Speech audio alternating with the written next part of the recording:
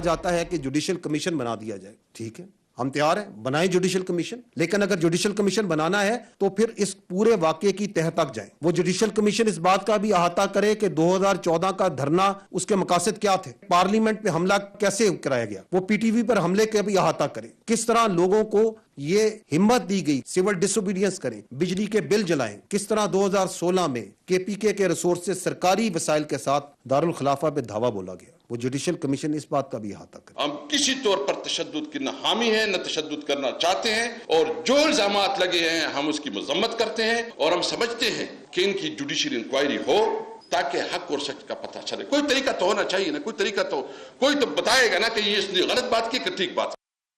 बिस्मिल्लाहिर्रहमानिर्रहीम। लाखों करोड़ों दरूद नबी अकरम सल्लल्लाहु अलैहि वसल्लम पर और उनकी आल पर। एक चीज तय हो चुकी है कि एस्टैब्लिशमेंट भी ये चाहती है कि एक इंक्वायरी कमीशन बने, और उस इंक्वायरी कमीशन को 2014 से तहकीकात करनी चाहिए, 2014, फिर 2016, फिर 2022 और फिर 2023।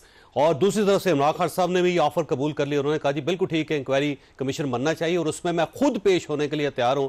वो मुझसे पूछे कि 2014 में क्या वाकई वो धरना प्लांटेड था या फिर हमने खुद किया था, तो इमरान खान साहब भी गवाही देने के लिए तैयार हैं। इस इशू पे आज हमने एक इंतहाई अहम शख्सियत को बुलाया है, दावत दी है, और ये उस वक्त क्योंकि धरने के आर्किटेक्ट्स में शुमार होते थे। ओन चौधरी साहब हमारे साथ मौजूद हैं और इनसे ये पूछेंगे कि 2014 में क्या हुआ, 2016 में क्या हुआ और उसके बाद क्या क्या होता रहा। क्या वाकई वो धरना एक नेचुरल था, ऑर्गेनिक था, या फिर उसके पीछे कुछ और लोग भी थे। चौधरी साहब आपका बहुत बहुत शुक्रिया।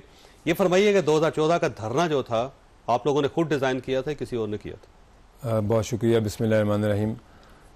बात तो सच है मगर बात है रसवाई की। ये डिज़ाइन और ये जो प्रोजेक्ट जो लॉन्च किया था, ये लंदन प्लान और एक प्रॉपर ऐसा प्लान था कि जिसमें पाकिस्तान को फिर डिस्टेबलाइज करना है। पाकिस्तान की जो हुकूमत बनी थी, क्योंकि वो उसको कमज़ोर करना है। मियां नवाज शरीफ के बिल्कुल। और जो उसके डिज़ाइनर थे, जो उसके पीछे रूह रवां थे, और ये प्रॉपर लंदन में प्लान बना, प्रॉपर फंडिंग प्लान बना, और क्या क्या किया उस धरने में। और उस धरने के शुरू होने में पहले प्लान ये था कि जाके इस्लामाबाद को आपने इस्लामाबाद पे अटैक करना है, ठीक है, इस्लामाबाद का घेराव करना है, और आप बैठ जाएंगे वहाँ धरने पे, और उसके बाद आप अपनी शराइत पे पाकिस्तान के जो जो आपने हुकूमत से शराइत मनवानी है वो मनवाएं। लेकिन इस धरने के सबसे बड़ा जो पीछे एक मास्टर प्लान वो ये था कि इस जो प्रोजेक्ट जिसको लॉन्च किया गया, इसको कामयाब करना और दूसरे प्रोजेक्ट को फेल करना था। ठीक। अच्छा, वैसे ये लंदन प्लान हुआ कैसे था, कब हुआ था, उसमें कौन कौन लोग शामिल थे और उसके मकासद क्या थे, और इमरान खान साहब कहाँ कहाँ इस्तेमाल हुए उसमें? देखें, ये तो सोचा ही नहीं था प्लान करने वालों ने कि ये प्लान उल्टा गले पड़ जाएगा, ठीक है, फ्यूचर में। लेकिन जो प्लान किया गया, वहाँ तारुल कादरी साहब भी थे, PMLQ की भी लीडरशिप थी, चौधरी शुजात साहब थे। जी जी, और परवेज राय चौधरी शुजात दोनों जी, लीडरशिप मैंने कह दिया ना। और खान साहब भी थे। बिल्कुल थे, और कुछ और लोग भी थे। और लोग से मतलब बस कुछ और इम्पोर्टेंट लोग भी थे, स्टेट से रिलेटेड। जी जी, स्टेट से रिलेटेड। जो भी प्लान का हिस्सा ये था कि 14 अगस्त को आप धरना स्टार्ट करेंगे, ठीक, और आपने जाके इस्लामाबाद का घेराव करना है, ठीक। और मैं एक चीज़ ज़रूर आपको कहूँ कि हमने धरने में बिल्कुल कतन, जब हमें ये पता चला कि इन्होंने पार्लियामेंट हाउस की जंगले तोड़ दिए हैं और PTV की बिल्डिंग में जब ये घुसे, तो तब भी तो इसी इदारे के लोगों ने आके बचाया ना इस बिल्डिंग को। किसने? तब भी तो हमारी फोर्सेस ने। अगर वहाँ ना होते फौज ने, तो पाकिस्तान बिल्कुल, और वहाँ पे अगर ना होते तो वहाँ तो फिर ये तो फिर इंतशार की सियासत हो रही थी वहाँ पे। ठीक। लोग पाकिस्तान तहरीक इंसाफ के थे जो अंदर गए थे, पार्लियामेंट हाउस की दीवार जिसने तोड़ी, जंगला तोड़ा, और ऐवान सदर का गेट तोड़ा। देखिए, ये तो उस वक्त चूंकि हम पार्टी का हिस्सा थे इस धरने की मूवमेंट में। मैं आपको ये बताऊं कि उस वक्त क्या पता चलता है कौन किसके साथ है, कौन मेरी पार्टी का है, क्योंकि मूवमेंट में जो सब चल रहे हैं लोग साथ, तो जाहिर सी बात है वो जमात के लोग थे कि कोई हिंदुस्तान से आ गए, ठीक है, इसी मुल्क से आए ना, इसी मुल्क के लोग थे जो जिनको साथ आप लेके चले हैं, और बाद में आप देख रहे हैं कि वो किसी बिल्डिंग में घुस रहे हैं, पार्लियामेंट में घुस रहे हैं। तो हम तो इस मूवमेंट में हम तो कम समझे कि एक पीसफुल प्रोटेस्ट है ये। ठीक है। मैं ये भी जानता हूँ कि फंडिंग कहाँ से आई। वैसे फंडिंग हुई थी? बिल्कुल हुई। ओके, कहाँ से आई थी? उसके बगैर कैसे चल सकते थे? कि कहाँ से आई फंडिंग? अगर आपने एहतसाब करना है तो करें ना कि वो पैसे कहाँ से आए। वैसे कहाँ से आए थे? अगर आप देख रहे हैं कि वो आप कहते हैं हमारे अकाउंट्स क्लियर हैं, अब वो तो किसी अकाउंट में आए नहीं वो पैसा। तो पैसा कैसे? वो तो पैसा तो आता था और आपका सिर्फ धरने पे लगता था। आप ऐसा करें कि आप एहतसाब करें 14 के धरने का, 16 के लॉकडाउन का। ठीक है। वैसे बोरियों में आता था पैसा? देखें, जो क्रेडो में आता जो भी प्लान का हिस्सा था, जिन मकासद के लिए इस धरने को इस्तेमाल किया गया, एंड में तो ये हालात है कि धरने में लोग आना बंद हो गए। ठीक, उस तरफ आऊंगा, लेकिन ये फंडिंग की तरफ आई है कि फंडिंग जो है इदारों ने की, रियासती इदारों ने या प्राइवेट लोगों ने? देखिए, प्राइवेट लोगों ने की और वही लोग थे जो कि चाहते थे और जिनको पता था कल को हमने इस प्रोजेक्ट को कामयाब कराना है, और जो ऑलरेडी हुकूमत में है हुकूमत उसको कमजोर करना। प्राइवेट लोग बिजनेसमैन थे? बिल्कुल थे, बिजनेसमैन थे जो हमारे पार्टी के साथ एफिलिएशन रखते थे लोग, उन लोगों ने भी दिए और कोई रिकॉर्ड नहीं है इस चीज का। ठीक, आपको तो रिकॉर्ड में लाना चाहिए ना। पैसे अरेंज किसने किए, किसके कहने पे? जनरल ज़हीरुल इस्लाम साहब इन्वॉल्व थे इसके अंदर? देखें, हाँ, ये तो खान साहब खुद रोज कंटेनर में कहते थे हमें पैसों की जरूरत है। पैसे तो हमारे पास खत्म हो गए थे। नहीं, वो तो आगे चल के हुआ ना, शुरू के अंदर जब आपने स्टार्ट किया वो तो हमें तो एक टाइम ये हुआ कि जब हमें पैसे, मैंने कहा कि जी हम धरना तो स्टार्ट कर रहे हैं, हम सब एक कमेटी बैठी और एक टाइम पे था कि धरना वो रात को किया और सुबह कोई बंदा ही नहीं था वहां पे। ठीक, लेकिन पैसा आया, पैसा लोगों जिसने भी दिया, जो लोग थे, मैं वो वक्त आएगा तो आपके सामने पता चलेगा कौन लोग थे, किन लोगों ने फंडिंग की। ठीक, ये फंडिंग की गई या करवाई गई? देखें, ये चीज नहीं, फंडिंग हुई, धरने की फंडिंग हुई, धरने में पैसा लगा, धरना एक प्लान का हिस्सा था और जो मुलविस थे फंडिंग में वो भी मैं जानता हूं और उन्होंने प्रॉपर इस प्लान को पाकिस्तान के लिए और इस प्रोजेक्ट को लॉन्च करने के लिए पूरा साथ दिया। ओके, करोड़ों रुपए थे, अरबों रुपए थे फंडिंग? लेकिन करोड़ों में थे, लेकिन अरब के करीब थे, लेकिन वो बड़ी तादाद थी। और क्योंकि वो मूवमेंट ऐसी बनाना चाह रहे थे कि लोग आए और फिर इतने लोगों को आपको इकट्ठा करना, आपको ट्रांसपोर्ट देना, आपको उनको खाना देना, तो ये एक बड़ा ह्यूज टास्क था। ठीक है। अल्लामा तारिक कादी साहब को कौन लेके आया? जो लाने वाले आए वही उसी वक्त, वो तो किसी और ने अरेंज करके आपके हवाले किया? वो तो किसी इशारे भी आते थे ना। ठीक है। उनको तो शुरू से आपको पता है कि वो किसी सिग्नल पे उनको बुलाया जाता था और उनको भी पे किया गया इसके लिए? बिल्कुल पे किया। देखें कितना पे किया गया? देखें सवाल है। देखें, धरना ऐसे नहीं हुआ, धरना एक प्लान से हुआ। धरना फंड इकट्ठा हुआ, वो फंडिंग की गई, पैसे दिए गए, अदरवाइज धरना ना होता। ठीक है, ठीक है जी। कोई तो ताकतें पीछे थी ना जो धरने को फंड कर रही थी। ठीक है। और उसके बाद वो उनको एंड में तो ये टाइम आया कि काजी साहब कई बंदे आगे कहते हैं जी हमारा तो फ़ोन भी नहीं उठाया जा रहा और पैसे भी ख़त्म हो गए। अच्छा, यानी कि वो जो लोग लेके आए थे उन्होंने छोड़ दिया इनको? बिल्कुल छोड़ दिया। और इमरान खान साहब को भी छोड़ दिया? बिल्कुल छोड़ दिया। और फिर क्या हुआ? देखें, फिर तो एक टाइम ये आया कि हम सोचते थे कि इसमें से एग्जिट कैसे करना है, और एक मीटिंग हुई और बस खुदा न खास्ता वो it was a very sad incident, वो जो एपीएस का वाकया हुआ, तो एकदम से आप तो एक कॉज लेके बैठे रहते धरने के ना, तो आप बैठे रहते, फिर 400 दिन बैठे रहते, तो एकदम आप मीटिंग बुलाते हैं, आप कहते हैं अच्छा ये हमारा बेस्ट टाइम है, सेफ एग्जिट मिल गई है, तो हम इसके सोग में अपना धरना कॉल ऑफ कर देते हैं। बड़े लोगों ने कहा जी ये है वो है, उन्होंने कहा हमारे तो बंदे आने बंद हो गए, 16 दिसंबर आ गया, इस्लामाबाद में ठंड में कौन बैठेगा यहाँ पे। ठीक है। तो ये तो हालात है वहां धरने के। तो आपने उस बहाने का फायदा उठाया? बिल्कुल बिल्कुल। उस 16 दिसंबर को जो सानिया हुआ, उसके बाद मीटिंग हुई हमारी रात को, उसी रात हमने धरना कॉल ऑफ कर दिया। जब खान साहब परेशान होते थे, देखते थे लोग नहीं आ रहे और यहाँ पे वो नहीं हंगामा हो रहा या आगे नहीं बढ़ पा रहे या आप अपना हदफ हासिल नहीं कर पा रहे, तो क्या कहते थे, क्या होता था? देखें, इस धरने में क्या क्या नहीं हुआ। एक मूवमेंट चलाई, शहरों को लॉकडाउन करना है, पूरे मुल्क के हर शहर में जाके जलसा करना है, उसको लॉकडाउन करना है, और बाकायदा वहां के ताजिर तंजीमों को, ताजिरों को फोन कॉल्स करके कहा गया कि आज आपने बाजार नहीं खोलने। ठीक है। किसने? जिन्होंने भी कहा उस वक्त। ठीक। और हम जाते थे और वहाँ पे बाकायदा लॉकडाउन होता था उस शहर में। हम कराची गए, फैसलाबाद गए, कौन सा शहर हम जा नहीं गए। ठीक है, तो ये ऐसे ही हो गया सारा कुछ, ये किसी के कहने पे बंद किसी के कहने पे। तो तब आप किसी के कहने पे क्यों आ रहे थे? ठीक, तब भी तो आप अपनी असूल की सियासत करते। हाशमी साहब क्यों छोड़ के गए? हाशमी साहब इस मौक़िफ़ पे थे कि नहीं, हमने ये काम नहीं करना, हमने अदारों पे, हमने किसी भी पार्लियामेंट हाउस पे हमने कोई अटैक नहीं करना। ठीक है, ठीक। तो ये प्लान का हिस्सा जब आगे जाना शुरू हुआ एक खतरनाक मोड़ पे, तो उसके बाद काफी लोग पीछे हटे और उन्होंने कहा हम इस चीज का हिस्सा नहीं बनेंगे। ठीक। लेकिन बाकी तो जो लोग थे, हम लोग तो एक, ठीक है, हमने कहा हम एक कॉज पे हैं, पाकिस्तान में एक तब्दीली आ रही है, लोगों को अवेयरनेस देनी। ये क्या पता था कि इस प्लान में ये है कि लोगों को तो हमने इकट्ठा करना है, लेकिन प्लान पीछे कुछ और। अच्छा, जनरल राहील शरीफ साहब से या जनरल ज़हीरुल इस्लाम साहब से मुलाकात हुई उन दिनों आप लोगों की?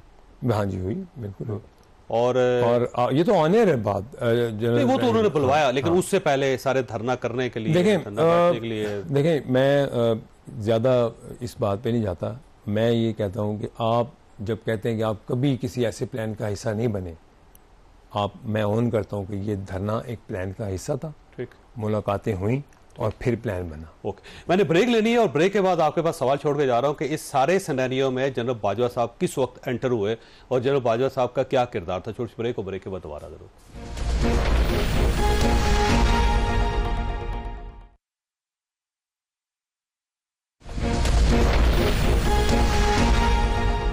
प्रोग्राम में दोबारा खुश आमदीद। ये फरमाइएगा और चौधरी साहब के जनरल बाजवा साहब किस वक्त इन हुए सारी गेम में? देखें, आज मैं आपको एक ब्रेकिंग न्यूज़ देता हूँ। इमरान खान साहब की जनरल बाजवा साहब से ज़िंदगी में सबसे पहली मुलाकात मेरे थ्रू हुई। ठीक। और ये जून 2017 में हम नथिया गली थे। ठीक। और मैंने ने कहा कि आज आपकी एक मुलाकात है। ठीक। क्योंकि मुझे पता था कि ये इतने एक्साइटेड हो जाएंगे कि ये 10-12 लोगों को बता देंगे और बात जो है वो निकल जाएगी। मैंने आई ड्रोव फ्रॉम नथिया गली टू पिंडी। ठीक। और इनको पिछली सीट पे बिठाया ताकि इनको कोई देखे भी ना। ठीक। ठीक है। और हम पिंडी आए तो मैंने कहते तुम मुझे लेके कहाँ जा रहे हो?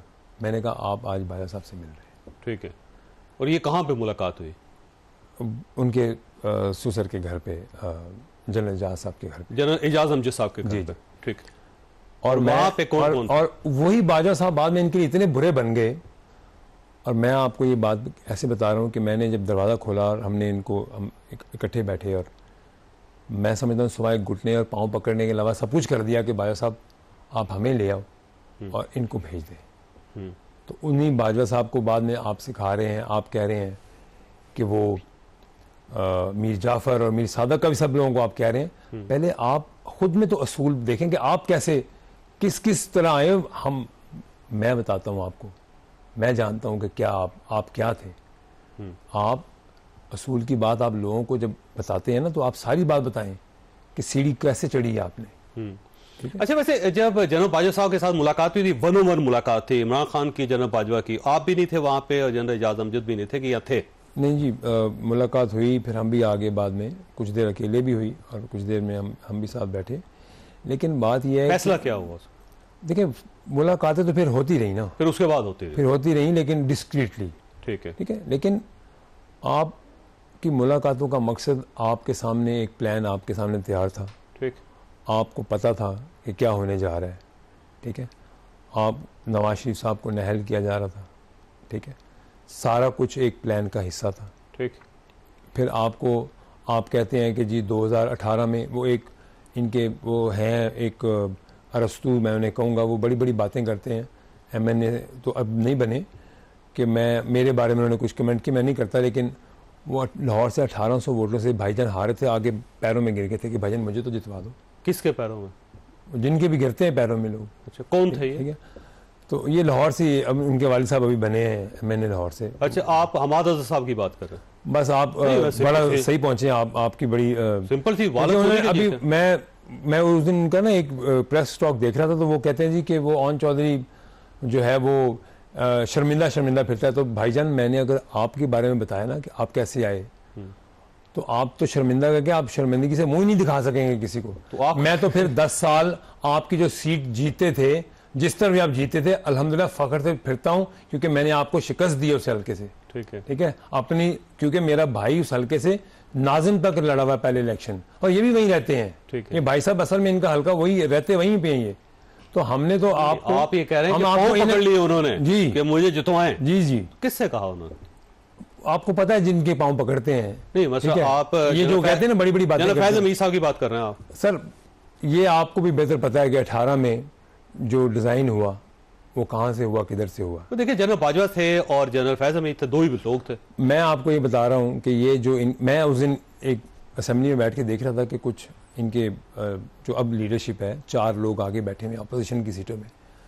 मैं कह रहा था ये इतनी बड़ी बड़ी बातें कर रहे हैं, इंटरनेशनल तो अल्लाह मैं नहीं कहता, लेकिन तारीख उठा के जो सबसे बड़े लोटे वो चारों बैठे हुए थे, कोई जमात नहीं छोड़ी उन्होंने। और वो जनाब हमें बड़े बड़े भाषण दे रहे हैं असेंबली में। अच्छा 2016 के लॉकडाउन की तरफ आते हैं, उस वक्त परवेज खटक साहब वहां से रैली लेकर आए थे और इस्लामाबाद के ऊपर उन्होंने यलकार की थी, ये भी डिजाइन था और उसी का हिस्सा था। लेकिन धरना के बाद फिर एक प्लान बना कि आपने ये इस्लामाबाद पे अटैक करना है, आपकी केपी में हुकूमत है, ठीक, और आप केपी से अनाउंस करें और आप प्रेस टॉक करें वहाँ से कि हम इस्लामाबाद में ठीक है दावा बोलेंगे, और यही हुकूमत को प्रेशराइज करना और हुकूमत को गिराना है और आपने ये करना है।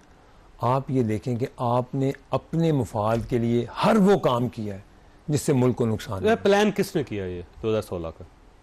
देखिए ये प्लान तो अपनी ज़ात से आगे कोई प्लान नहीं था इनका।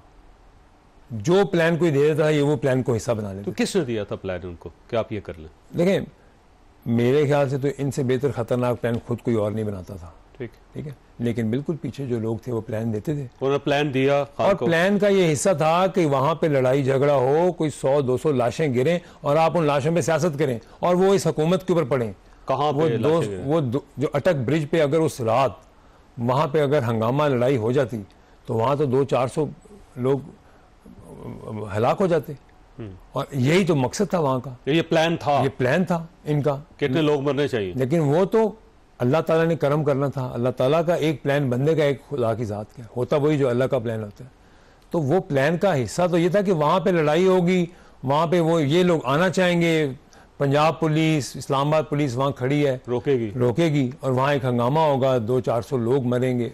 आप उस पे सियासत करेंगे और हुकूमत को घर भेजेंगे। अच्छा उस वक्त इस्लामाबाद का लॉकडाउन करना चाह रहे थे, इस्लामाबाद पे कब्जा करना चाह रहे थे, क्या करना चाह रहे थे आप लोग? उस वक्त यही प्लान था कि सिर्फ इस्लामाबाद को लॉकडाउन करके इस्लामाबाद पे कब्जा करके बैठना है। कोई दफ्तर नहीं खोलने देना इस्लामाबाद का, कोई सरकारी ऑफिस नहीं खुलेगा इस्लामाबाद का। तो इस्लामाबाद को समझने की जैसे आपने बिल्कुल यरगमाल बनाना है, ये प्लान का हिस्सा था। ठीक है, लेकिन उस वक्त भी आप जब आप अटक बुल पे उस रात अगर वो इंटरवीन किया फोर्सेस ने और आप वापस चले गए तो वो प्लान नाकाम हो गया। वो अल्लाह ने पाकिस्तान के लिए, अल्लाह ताला ने। अच्छा मुल्क के बारे में नहीं सोचा जाता था कि पाकिस्तान को कितना नुकसान हो सकता है इसका? अगर मुल्क के बारे में सोचना होता तो ये जो कल का दिन है 9 मई का वाक़या होता, अगर मुल्क के बारे में सोचना होता। अगर मुल्क की परवाह किसी को होती तो बुज़दार और फरागोगी को पंजाब देते। मुल्क का किसी ने, मुल्क अगर ये कहते हैं ना कि पाकिस्तान का सोचा है, पाकिस्तान का नहीं सोचा, सिर्फ अपनी ज़ात का सोचा है। ठीक, और या ये सोचा है कि रात को मुशाबत हो गई, रात को ख्वाब आ गया और सुबह बुज़दार को वज़ीर आला लगा देना है। आपको पता है कि 2013 में अलीम खान साहब लाहौर के प्रेसिडेंट थे। ठीक, मैं हिस्ट्री में आपको थोड़ा पीछे लेके जा रहा हूँ। ठीक, और अलीम खान साहब की इनके बड़े करीबी दोस्त थे खान साहब के, इमरान खान साहब के, उनसे बिल्कुल नहीं बनती थी। उनको शायद पसंद नहीं होंगे गोल्डी, मैं बता देता हूँ इतनी खोरसी साइंस है यार ज्योति साहब। वो इमरान खान को जेल में एक पीर साहब के पास लेके कि इनको इलेक्शन ना लड़ने दीजिएगा वरना आप इलेक्शन हार जाएंगे। ठीक, मियां बशीर साहब के पास ले गए, जेलम किसी बुजुर्ग के पास। जेलम है कि बता दो उसमें मियां बशीर। और उनका बड़ापन देखें कि अलीम खान साहब इलेक्शन नहीं लड़े, लाहौर के प्रेसिडेंट होके टिकटें बांट रहे हैं और इलेक्शन नहीं लड़े। ठीक, और उनका जो पीर साहब ने पीर साहब को अरेंज किया पहले। अब मैं आगे आ रहा हूँ। अलीम खान साहब इलेक्शन नहीं लड़े, हमारी हुकूमत भी नहीं बनी। ठीक, और मुझे कहते हैं ऑन जो मेरे साथ हुआ है मैंने बड़े सब्र से ये बर्दाश्त किया, लेकिन मैं अपनी वफादारी नहीं बदलूंगा। आज ये कहते हैं ना वो एक टेप लीक हुई कि इन सबको गद्दार का लक़ब दे दो। हाँ, ठीक है, मुशर्रफ भी ने कहा। तो गद्दार तो आपके घर के अंदर बैठे हुए हैं जो पाकिस्तान के हैं, वो हैं गद्दार। तो 18 में मेरे साथ ये हो गया कि ख्वाब आ गया, आपने सुबह ओथ पे नहीं आना। ठीक है, किसको ख्वाब आ गया? उनकी बेगम साहिबा को। ठीक है, ये इस मैसेज में है, वो मैसेज आज तक मैसेज इस खान साहब मोबाइल ने में किया? मुझे मैसेज किया खान साहब ने। ठीक है, चले अपनी ज़ात को छोड़ें, ये बात बार बार करना कोई बड़ी बात नहीं है। जब आप पाकिस्तान के वज़ीर आज़म हैं, आपके ऊपर एक जिम्मेदारी है, आप मुल्क के प्राइम मिनिस्टर हैं, तब आप ये फैसले नहीं कर सकते ठीक कि है, आपको रात को कोई हुक्म आया है और आप कहें कि मैं मुल्क में इसको लगाऊंगा और इसको लगाऊंगा। ये पाकिस्तान के साथ जुल्म है ठीक है। कि आप ख्वाबों की ताबीर करें, मुल्क के ऊपर मसलत करके वैसे साहब, वैसे मैं माफ़ी चाहता हूँ, आप अच्छा इंकशाफ कर रहे हैं, दिल खोल के बात बयान कर रहे हैं, लेकिन एक सवाल ये है कि आप खुद इमरान खान साहब के पीछे खड़े होते थे, इमरान खान साहब के साथ चलते थे, उनका बैग उठा के जाते थे, बुश और बीबी के दोनों निकाहों में आप शामिल थे, इमरान खान साहब को वहाँ लेके गए, पार्टी में सब कुछ आप थे, तो आपके ऊपर भी जिम्मेदारी बनती है कि आप भी उसमें सारे जुर्म में शरीक हैं। आप बिल्कुल, मैं रिग्रेट करता हूँ, अपनी कौम से माफ़ी मांगता हूँ कि मैं उस बुज़दार हुकूमत का एडवाइज़र भी क्यों बना।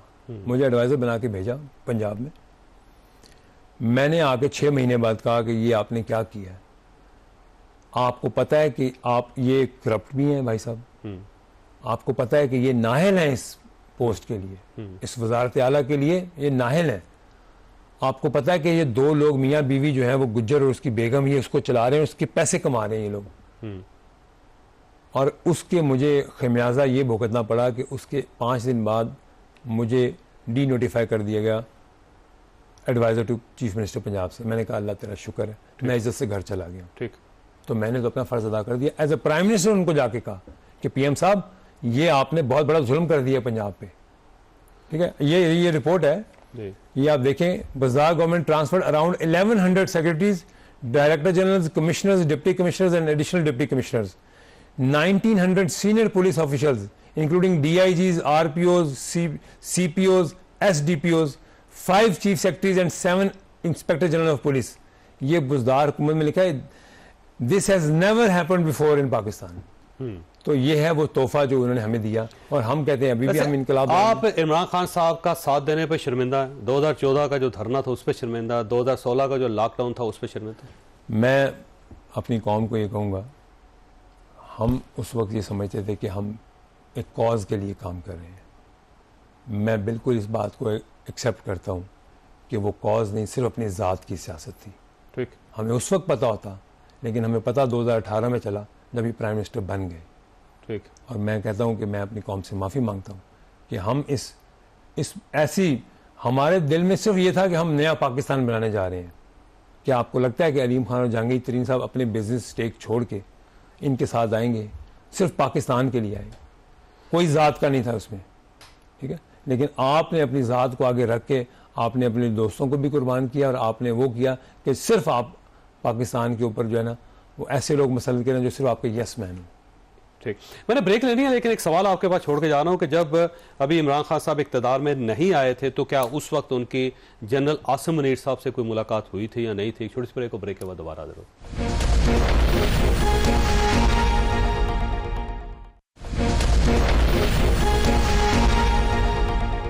प्रोग्राम में दोबारा खुश आमदीद। ये फरमाइएगा, जनरल आसिम मुनीर साहब से जब आप प्राइम मिनिस्टर नहीं बने थे या इक़्तिदार में नहीं है, तो उस वक्त कोई मुलाकात हुई थी?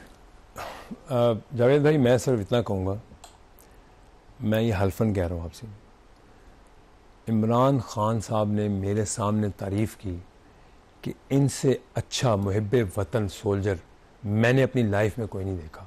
कहीं किसी जगह पे हम निकले तो उन्होंने कहा यार ये बहुत ज़बरदस्त ऑफिसर है। मैं मुझे ये नहीं कि वो आज सिपा सलाह रहे हैं और मैं उनकी कोई तारीफ़ करने, मैं ये बात कर रहा हूँ कि आप उन्हीं की तारीफ़ करते हो, ठीक है, लेकिन जब आपके लिए वो, आप खुद कहते हो कि वो हमें प्रोटेक्ट करते हैं इदारे, और अगर आपको आगे कोई कहे जो आपको कि आपके घर में आपके नाम को इस्तेमाल करके करप्शन की जा रही है, और आप कह दो नहीं मेरे खिलाफ आप साजिश करेंगे और आप उनको ओहदे से हटा दें। मुझे एक बहुत सीनियर जर्नलिस्ट ने कहा आज पाकिस्तान की तारीख का बड़ा स्याह दिन है। मैंने कहा सर क्या हुआ है? उन्होंने कहा कि आज एक मुहिब्बे वतन ने जाके प्राइम मिनिस्टर को कहा है, ऑफिसर ने, या वो DGISI था, कि आपके घर में आपके नाम को और करप्शन की जा रही है और उस पर आपको हटा दिया गया। तो उन्होंने कहा कि मेरे लिए और इस मुल्क के लिए बड़ी शर्म की बात है। और आपको पता है कि वो ही लोग साबित हुए, वही फराग होगी आज इस मुल्क में नहीं है। मैं इसमें थोड़ी बात आगे बढ़ाऊं, वही जमील गुजर, हमारे पास सबूत है उन लोगों की, क्या क्या किन किन लोगों से बोलियां लगी हैं यहाँ पे, कमिश्नरों की, डिप्टी कमिश्नरों की।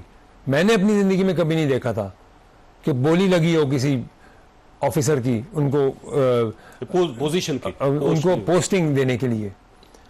आपको पता है कि जब इन्होंने इलेक्शन की इसमें कैंपेन में गए तो कहते हैं कि मैंने सिर्फ इनकी कैंपेन, ये मेरी कैंपेन चलेगी, मेरा टारगेट है शरीफ फैमिली, कि ये सिर्फ फैमिली पॉलिटिक्स करते हैं, ताकि मैं लोगों को बताऊं कि ये फैमिली पॉलिटिक्स है और हम जो है वो हम अपने कारकुनों को आगे लेके आते हैं और मैं यूथ को टिकट दूंगा, ये दूंगा, और सबको ये बड़ा इनका नारा लगा। अच्छा, आप ले किसको आए? बुजदार को, जो करप्ट भी था, नाहल भी था। तो मैं उस दिन ये बैठ के बात कर रहा था, एक सीनियर सहाफ़ी हैं, मेरे बड़े भाई हैं जर्नलिस्ट, मैंने कहा सर वो तो कुछ भी नहीं करता था, तो चलो अगर ये फैमिली पॉलिटिक्स है, अगर मैडम उनको कह रहे हैं जी ये टिकटॉक सीएम है, तो ये कम से कम कारकुन की तरह हर सड़क, हर जगह पे, हर शहर में जा तो रही है। तो आपका चीफ एग्जीक्यूटिव अगर शहर शहर जगह जगह जा रहा है, ठीक है, अगर आपकी फैमिली का, लेकिन वो काम तो कारकुन की तरह कर रहे हैं ना। आप कारकुन लगाओ और वो करप्ट हो, वो फायदा कि आपको एक ऐसा लोग इंसान चाहिए, ऐसा 12 करोड़ सूबे का लीडर चाहिए जो कि एक कारकुन बन के, एक वर्कर बन के लोगों की खिदमत करे। अच्छा, गंडापुर साहब से मुलाकात हुई थी कभी उस जमाने में आपकी? जी जी, मेरी बड़ी अच्छी मुलाकात है। तो उस वक्त कैसे होते थे गंडापुर साहब? मैं क्या कह सकता हूँ, लेकिन मेरा अच्छा ताल्लुक था उनसे उस वक्त। ठीक है, उस वक्त भी अच्छा ताल्लुक था। और ये अच्छी चॉइस है खैबर पख्तूनख्वा के लिए? अब देखिए, अगर ये तो उन पे डिपेंड करता है, अच्छा परफॉर्म करके तो अच्छी चॉइस होगी।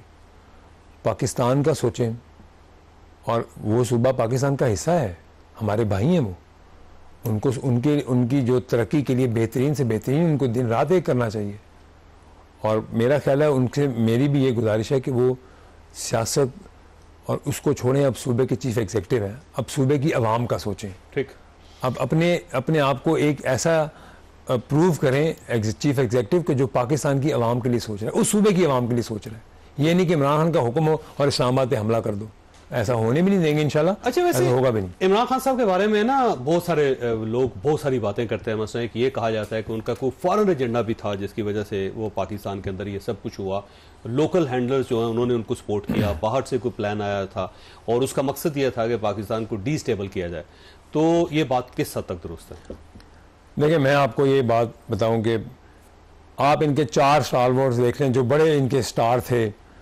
एक ने 400 के करीब प्रेस कॉन्फ्रेंस की भाई साहब ने, और रोज़ाना मियाँ फैमिली को, और कभी किसी का स्कैंडल लेके आते थे, कभी किसी का प्रेस कॉन्फ्रेंस। आज लंदन भागे में शहजाद अकबर की बात है। दूसरे भाई साहब वहाँ बैठ के फॉरेन चैनल्स को इंटरव्यू देते हैं और कहते हैं कि हमारी जो फोर्सेस हैं, हमारे जो इदारे हैं, वो मुल्क की सियासत में इंटरवीन करते हैं। कभी BBC को देते हैं, कभी न्यूयॉर्क टाइम्स को देते हैं। ये किन की बात कर रहे हैं? ये जो इनके एक बड़े करीबी साथी हैं जो आजकल लंदन भागे हुए हैं भाई साहब। ठीक है। और नहीं, आप जुल्फी बुखारी की बात करें। आप समझ गए? नहीं, मैं वैसे नाम पूछना चाहता हूं। आप बहुत 2 मिनट में आप पहुंच जाते हैं। आपका बड़ा ज़बरदस्त माशाल्लाह काम ही है। आप ज़हीन है भाईजान। आई वॉन्ट टू से कि आपने कौन सा ऐसा काम नहीं किया जिसमें आप पाकिस्तान की बदनामी कर रहे हैं, पाकिस्तान को नुकसान पहुंचा रहे हैं। आप फिर किस एजेंडे पे हैं? और तीसरा चौथा कौन सा आप स्टालवर्ड्स की बात करें? 2 तो वो हमारे घर में बैठे हैं, पाकिस्तान में हैं। वो कहते थे, वो जो भागे हुए हैं, ठीक है, एक कहता था कि आपके ऊपर यकीन करना हमारे ईमान का हिस्सा। ये कैबिनेट में आप पता करें, रिकॉर्डेड है स्टेटमेंट इनके एक मिनिस्टर की, तौबा नाउज़ुबिल्लाह, कि वो आपको कैबिनेट में ये कह रहा है कि हमारे ईमान का हिस्सा है कि हम आपकी हुक्म को माने। ये कौन साहब है? ये मुराद सईद साहब ने कहा था। ठीक ठीक है। तो जब आपको ये एक, मैं 30 सेकंड लूँगा। हज़रत अली के दौर में एक उनके खलीफा आए उनके पास, उन्होंने मौला अली को कहा कि हज़रत उमर फ़ारूक रज़ी अल्लाह ताला अन्हु के, कता कलामी माफ़ अगर कोई इसमें कमी बेशी हो, लेकिन correct me if I am wrong, उन्होंने कहा कि जी हज़रत उमर फ़ारूक के दौर में हालात बहुत अच्छे थे और लोग खुश थे, तो मौला अली से कहा कि अब लोग हालात ठीक नहीं हैं, तो मौला अली ने फरमाया कि उमर फ़ारूक रज़ी अल्लाह तआला अन्हु के दौर के उनके मशीर हम थे और मेरे दौर में मशीर मेरे तुम हो, तो हालात कैसे ठीक तो हो हालात कैसे ठीक हो सकते हैं? बात तो ये वैसे तुम्हारी ठीक जिम्मेदारी है। वैसे बात तो अगर इस हालात में आए हैं तो इन बेड़ा गर्क मशीरों ने किया है, जो कहते थे कि हम रोज़ सिर्फ कुछ नहीं करते थे, टीवी पे आके बदनाम करते थे लोगों को, इज्जतें उछालते थे लोगों की। आप गवर्नेंस पे जोर दें, आप इस मुल्क के लिए सोचें, आपके सिर्फ सियासत ही इंतकाम की, इंतशार की और बदले की। अच्छा, एक सवाल आपके पास छोड़ के मैं ब्रेक ले रहा हूँ। बुशरा बीबी की दोनों बेटियों ने कुरान मजीद हाथ में पकड़ के उन्होंने कहा कि आपने हमारी वालदा के ऊपर गलत इल्ज़ाम लगाया, तोहमत लगाई है, और साथ उन्होंने कहा कि आपकी जो बेगम है उनको भी जो तब्दील किया था वो हमारी वालदा ने किया था। अब क्योंकि कोई शख्स अगर कुरान मजीद हाथ में पकड़ के उनसे ऐसा बात करे तो उसके ऊपर यकीन कर लेना चाहिए। मेरा तो अपना ईमान यही है। तो अब आपकी उसके ऊपर क्या टेक है, ये मैं आपके पास एक सवाल छोड़ के जा रहा हूँ। छोटे ब्रेक को, ब्रेक के बाद दोबारा।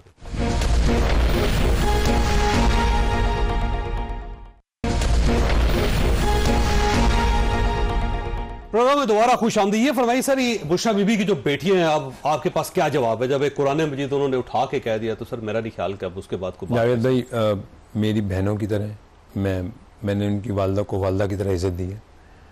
मैंने अदालत में जाके सच बोला है। ठीक, मेरी वालदा ने एक मुझे हुक्म दिया था कि आपने सच बोलना है, मैंने सच बोला है। और रही बात राह रास्त पे, अल्लाह की ज़ात लेके आती है, अल्लाह के फजल के बगैर कोई राह रास्त पे नहीं आता। ठीक, बस मैं इतना कहूँगा। और आपकी स्टेटमेंट आपने कहा सही किया, मैंने जो कहा है हाँ, मैंने सच कहा है। तो बिल्कुल ठीक, जबरदस्त जबरदस्त। आपकी तरफ से हल्फ है, उनकी तरफ से हल्फ है, फैसला अल्लाह ताला ने, फैसला अल्लाह ताला का है। बिल्कुल ठीक। ये फरमाइए सर, ये 9 मई का, अब तो ज़ाहिर है सुबह 9 मई की 1 साल हो जाएगा, बल्कि उसकी बरसी मना रही है पूरी कौम। तो आप ये समझते हैं कि उसके अंदर लोग इस्तेमाल हुए हैं कि जेन साजी की गई है, या इमरान खान साहब के खिलाफ ये साजिश? जावेद भाई, कभी पाकिस्तान की तारीख में ऐसा हुआ था कि जत्थे और ग्रोह जाएं, वो पेट्रोल बम बनाएं, वो कोर कमांडर हाउस जिसको हम जिना हाउस कहते हैं उस पर हमलावर हों, उसको जला दें। दूसरे दिन मैं और तरीन साहब वहाँ गए, ऐसा था जैसे जंग के बाद एक खौफनाक वहाँ पे एक माहौल था। गाड़ियाँ मस्जिद तक जली हुई थी। तो ये कौन लोग थे? ये तो दहशतगर्दों से भी बड़े दहशतगर्द थे। और कोई इधर GHQ पे हमलावर हो रहा है, कौन इनको फीडबैक कर रहा है? इन्हीं की लीडरशिप फीडबैक कर रही थी। इनकी कॉल्स टैप हुई हैं, इन्हीं की कॉल सुनी गई हैं, इन्हीं की लीडरशिप कह रहे हैं कि आप लिबर्टी मार्केट रहे ना, आप वहां कर रहे हैं, आप एहतजाज। आपको कौन कह रहा है कि आप वहां जाएं, जिना हाउस जाएं? आपको कौन कह रहा है आप फैसलाबाद ISI के ऊपर अटैक कर दें, दफ्तर के ऊपर? आपको कौन कह रहा है कि आप इधर आ जाएं, एयरबेस मियांवाली पे आपने अटैक कर दिया, आपने उनकी दीवारें तोड़ दी? इससे बड़ी दहशतगर्दी और मुल्क दुश्मनी क्या है? ये तो आपने वो किया है जो पाकिस्तान को लेफ्ट राइट जो दुश्मन है वो नहीं कर सके, और वो वहां बैठ के टीवी प्रोग्राम पे टॉक शोज करते हैं कि इमरान खान ने वो कर दिया जो रॉ ने नहीं किया पाकिस्तान के खिलाफ, हमें अब कुछ करने की जरूरत नहीं है। अच्छा, खान साहब का ये क्लेम है कि ये हमारे खिलाफ साजिश हुई है, हमें पाबंद करने के लिए, हमें दीवार के साथ लगाने के लिए किसी और ने डिजाइन किया और हमारे मत्थे मार दिया। उन्हें कहीं स्टेटमेंट दें टीवी पे आके कि जो जिन किरदार जो मुलविस हैं, इनका अपना भांजा कोर कमांडर हाउस के अंदर यूनिफॉर्म लेके स्टिक के ऊपर लहरा रहा है, वो PTI नहीं है तो कौन है? ठीक है, वो जो अंदर लोग निकले हैं, जिन्होंने जलाया है, जिन्होंने इधर हमला किया, वो PTI नहीं है? और ये स्टेटमेंट दें कि इनको कैफरे किरदार तक पहुंचाएं, सजा दें इनको। मैं चाहता हूं कि 9 मई के लोगों के साथ जो 9 मई में अटैक में मुलविस हैं उनको सख्त से सख्त सजा मिलनी चाहिए, वो कहें। उन्होंने तो ये आज एक स्टेटमेंट थी कि वो कह रहे जी मैंने कंडेम किया। आप ये कहें ना कि मेरे ये लोग जो हैं इनको कड़ी से कड़ी सजा देनी चाहिए। आप तो ये ओन कर रहे हैं कि मेरे ये लोग हैं। अच्छा, वैसे ओन चौधरी साहब ये फरमाइएगा, अगर कोई कमीशन बनता है, इंक्वायरी कमीशन बनता है, तो आप उसके सामने पेश होने के लिए तैयार हैं, गवाही देने के लिए तैयार हैं? देखें, पाकिस्तान की सालमियत के लिए, पाकिस्तान के लिए, पाकिस्तान की स्टेबिलिटी के लिए मुझे जहां कोई बुलाएगा मैं हल्फ दे के कहता हूँ कि मैं सच बोलूँगा और अपने अल्लाह के आगे मैंने जवाब देना है। मैं इस मुल्क में मरना है, मैंने इस मुल्क में मेरे बच्चे हैं, मैंने इस मुल्क के लिए जो मुझे हुआ मैंने इस मुल्क की सालमियत के लिए मैं सच बोलूंगा। जो कमीशन बनना है सबूत देने पड़े तो सबूत भी देंगे आप। और मैं बिल्कुल मैं जो कह रहा हूं आपसे, मैं हल्फन कह रहा हूं, मुझे ये मुल्क सबसे पहले है। ठीक है, कोई भी इसमें मुलविस है, सबूत हैं आपके पास, प्रूफ? मैं कह रहा हूं ये कमीशन बने, अल्लाह करे ये कमीशन बने, तो मैं ऐसे ऐसे नाम लूंगा कमीशन में आके कि आप भी देखेंगे कि ये कौन लोग सामने आ गए हैं, चाहे वो धरने के थे, चाहे वो लॉकडाउन के थे, चाहे वो 2018 के इलेक्शन के थे, चाहे वो 9 मई के लोग थे। 2018 के इलेक्शन में भी कुछ हुआ था? 2018 के इलेक्शन में तो आप छोड़ देना बस, ठीक है? क्या छोड़ते, कैसे, क्या हुआ? बस ये, अगर ये कमीशन बनता है तो उसमें ये सबसे बड़े जो ये पार्टी है ना, ये जमात तहरीक इंसाफ, इसका ऐसा लोगों के सामने चेहरा आएगा कि लोग अभी कुछ समझ लेना कि मसीहा बना के बैठे हुए हैं लोग। मेरी ज़ात की कोई दुश्मनी नहीं है, जो इस मुल्क को नुकसान पहुंचाएगा मेरी उससे दुश्मनी है। मैं कहता हूं कि अगर कोई भी है वो, उसको सख्त से सख्त सजा दे और कमीशन बने और वो जवाब दे हो, ताकि आइंदा एक एग्जाम्पल बने, मिसाल बने, हमारी आने वाली नस्लें ये याद रखें कि इस मुल्क को कोई डिस्टेबलाइज नहीं कर सकता। आखिरी सवाल आपसे, 2018 का इलेक्शन इमरान खान साहब को जितवाया गया था? देखें, इमरान खान साहब अभी तो बड़ी बड़ी बातें कर रहे हैं, ये तो जब कमीशन बनेगा फिर आप मुझे बुलाइएगा तो फिर मैं आपको जवाब दूंगा, कुछ सेंसर भी रहने दें। वैसे सारा इलेक्शन मैनिपुलेटेड था। देखिए, मैं आपको ये अर्ज़ करता चाहूँ कि अभी तो हम पाकिस्तान की जो एक ट्रैक पे ला के आना चाह रहे हैं कि पाकिस्तान की तरक्की हो, पाकिस्तान में पॉलिटिकल स्टेबिलिटी आए, ठीक है? अगर ये पॉलिटिकल स्टेबिलिटी ना आने दें, खुदा न खास्ता ऐसा होगा नहीं, कभी भी नहीं होगा, ठीक है? तो फिर आपके सामने ऐसे ऐसे किरदार सामने आपके आएंगे कि आप कहेंगे कि वाकई आप ठीक कह रहे हो कि इन लोगों को कभी सियासत में नहीं आना चाहिए। ओंशोई साहब, आपका बहुत बहुत शुक्रिया। ख्वाजा साहब, आपने गुफ्तगू सुनी, फैसला आपने खुद करना है। अल्लाह ताला आप और आपके अहले खाना को हर किस्म की मुसीबत से महफूज रखे। अल्लाह हाफिज़।